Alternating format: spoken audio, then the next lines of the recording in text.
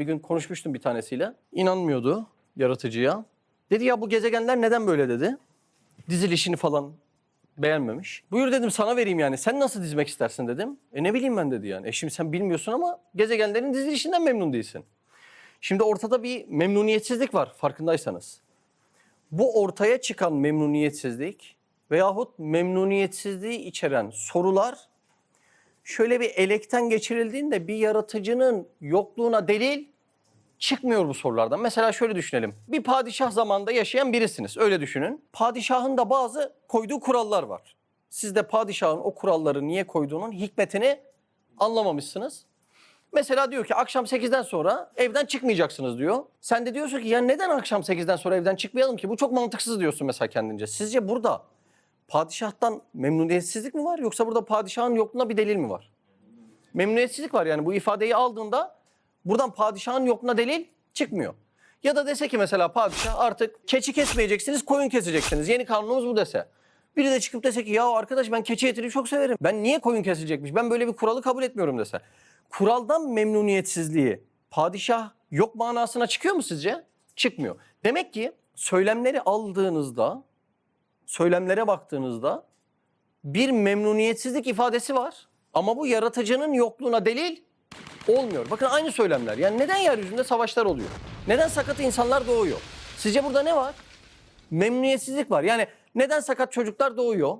Neden ben yaşlanıyorum? Neden hasta oldum? Ya da çok sevdiğim filanca biri öldü gitti. Neden o öldü gitti? Bak burada ne var? Bir memnuniyetsizlik var. Yaratıcının hikmetini anlamadığından dolayı. Ama yaratıcının yokluğuna delil var mı? Yok burada, değil mi?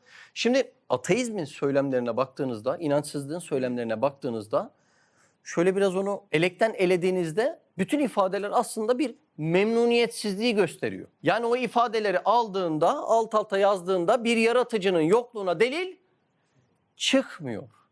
Bir gün bir tane arkadaş vardı, çok da eskiden tanıdığım bir arkadaş. Oturduk onunla belki 3 saat, 4 saat, 5 saat masada oturduk. O da inançsız ama tam inançsız, dibine kadar inançsız birisi. Konu 2 saat, 3 saat oradan dolaştı. En son dedi ki iyi de Mehmet dedi.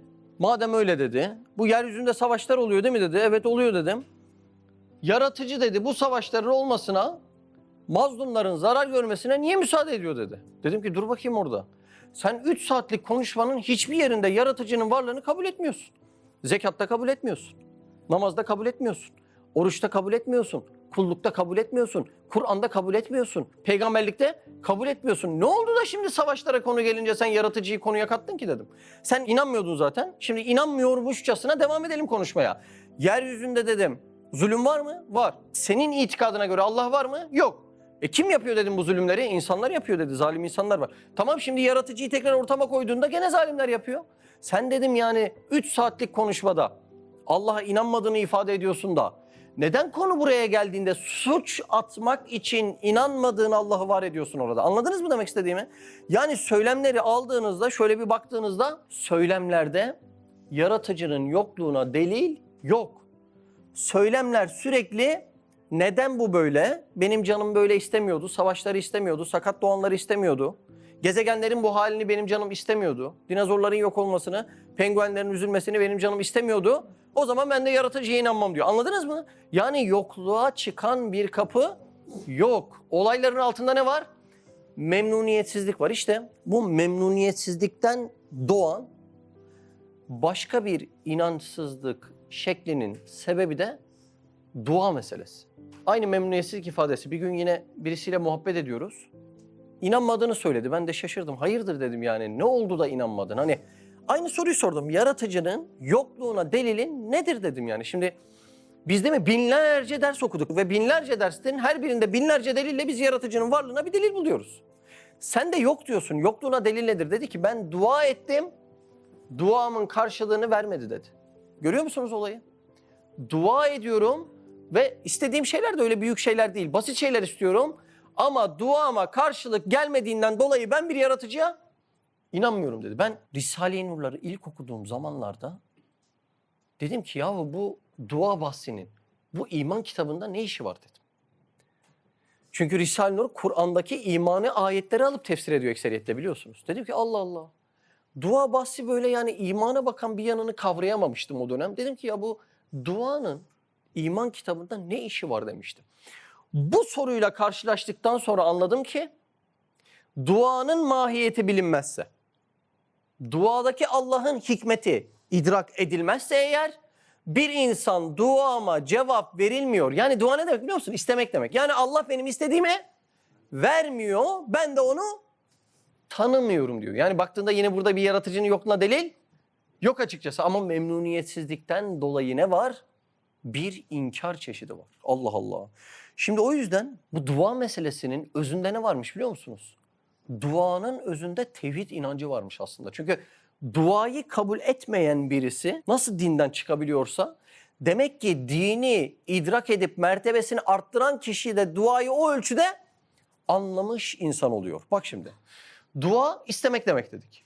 Şimdi ben şuradan bardak isteyecek olsam var olan birisinden isterim değil mi? Arda bana bardak verir misin? Mustafa bana sandalye verir misin? O zaman duada bir ön şart var. Nedir o ön şart? İman şartı. İman inanmak demek, doğru mu? Sen varlığına inandığın bir zattan ancak isteyebilirsin. O yüzden de dua ancak imanı olan biri tarafından edilebilir. Sen ancak varlığına inandığın birisinden isteyebilirsin. Demek ki duanın ön şartı nedir? İmandır. Yani bir şeyi istemek için bir muhatap lazım. O muhatap da kainatın yaratıcısı olduğundan duanın ön şartı imandır. Birazdan açılacak konu gitgide, yani dua tevhidin özünün özü çıkacak birazdan. Çok enteresan. Şimdi biz genelde dualarımızı böyle bir kasanın önünde sipariş listesi gibi istiyoruz ya. Allah'ım onu ver, bunu ver, şunu ver. Hadi yine öyle sayalım. Biz duadan ne bekliyoruz? Rızık bekliyoruz, bereket bekliyoruz, hayırlı ömür bekliyoruz, hayırlı evlat bekliyoruz değil mi? Bir şeyler bekliyoruz, yeni model araba bekliyoruz, bir şeyler bekliyoruz. Allah bizden ne bekliyor? Sonuçta ben duayı Allah için ediyorum. Duadan benim beklentim neymiş? Rızık, bereket, bolluk. Allah'ın beklentisi ne? Duadan Allah'ın beklentisi sadece duayı da bilmemiz. Ne demek bu biliyor musunuz? Benim kapımdan başka merciden isteyemezsin. Duanın özünü anladınız mı? Tevhide çıkıyor konu. Allah bu yüzden bizim genlerimize kadar dua yaratmış. Genlerimize kadar. Şu anlattıklarımızı toplayıp desek ki Allah bizi ancak dua için yaratmıştır. Doğru olur mu? Doğru olur değil mi? Bu manaya medar ayet de var değil mi? Duanız olmasa ne ehemmiyetiniz vardır? Peki Allah'ın bizi istemek için yarattığı nereden belli? Bak şimdi. Benim ne kadar ihtiyacım var? Sonsuz ihtiyacım var. Doğmak için anneme babama ihtiyacım var. Yaşamak için oksijene, suya ihtiyacım var. Arkadaşlara ihtiyacım var. Dünyaya ihtiyacım var. Elmaya, armuta, buluta, her şeye ihtiyacım var. Sonsuz ihtiyacım var. Peki bunların karşılayabilecek ne kadar sermaye var bende? Sıfır. Ya çok enteresan bir denklem abi bu. Sonsuz ihtiyaç var. Sıfır sermaye var. Ne demek bu? Yani Allah bize zulmetmek için mi böyle yarattı? Sen kimi çaresiz bırakırsın? Ya bu adamdan memnun olmadım dersin. Elindeki avucundakini alayım, çaresiz kalsın dersin. O zaman haşa Allah bizi zulmetmek için mi yarattı? Hayır. O zaman başka bir sır var. Nedir bu sır biliyor musunuz? Söyle. Çok güzel. Allah bizi istemek için yaratmış. Ne kadar istemek için? Sonsuz istemek için yaratmış. Allah Allah. İşte istenecekleri sadece Allah'tan istemeye tevhid, istenecekleri Allah'ı değil de başka kapıları müracaat ederek istemeye de şirk deniliyor. Allah Allah. Bak Allah'ın gayesi bu. Bizi neden aciz yaratmış? Neden sıfır sermaye yaratmış? Her şeyinizde tevhidi yakalayın, talepte de şirke girmeyin, yalnız benden isteyin. O tevhidi bulun diye. Şimdi şu kapıdan 1 yaşında bir çocuk girse, elde de tesbih Külhan Bey gibi. Yakışır mı? Yakışmaz. Niye yakışmaz? Söyle.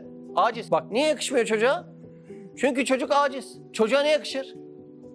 Ağlamak yakışır çocuğa. Çocuk ne zaman ağlar peki? Bir şey isteyip eli yetmediği zaman ağlar. Peki neden ağlar? Eli yetecek bir merciyi harekete geçirmek için ağlar. Anladınız mı neden dua ediyoruz? Acizim. Ne kadar da ihtiyacım? Sonsuz. Yani sonsuz acizim. O zaman ne kadar dua etmem lazım? Sonsuz. Her harekete, her nefese dua etsen gene azdır. Amaç ne? Bütün kainatın dizginlerini elinde tutan bir zatı razı edip harekete geçirmek. Ya Rab ne istiyorsam senden istiyorum. Acaba bana verir misin diyebilmek.